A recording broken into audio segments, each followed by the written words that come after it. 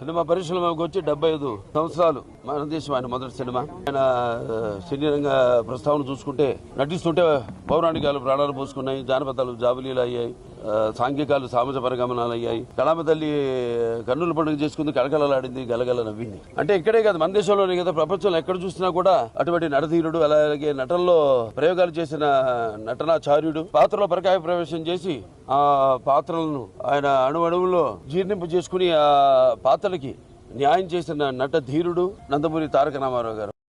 Cinema పరిశ్రమకు వచ్చి 75 సంవత్సరాలు. మన దేశం ఆయన మొదటి సినిమా. ఆయన సినీ రంగ ప్రస్తావన చూసుకుంటే నటిస్తుంటే పౌరాణికాలు ప్రాణాలు పోసుకున్నాయి, జానపదాలు జాబులీలు అయ్యాయి, సాంఘికాలు సామాజ పరిగమనాలు అయ్యాయి. కళామ తల్లి కన్నుల పండుగ చేసుకుంది, కళకళలాడింది, గలగల నవ్వింది. అంటే ఇక్కడే కాదు, మన దేశంలోనే కదా, ప్రపంచంలో ఎక్కడ చూసినా కూడా అటువంటి నటధీరుడు, అలాగే నటనలో ప్రయోగాలు చేసిన నటనాచార్యుడు, పాత్రలో పరకాయ ప్రవేశం చేసి ఆ పాత్రలను ఆయన అణువణువులో జీర్ణింపు చేసుకుని ఆ పాత్రలకి న్యాయం చేసిన నట ధీరుడు నందమూరి తారక రామారావు గారు.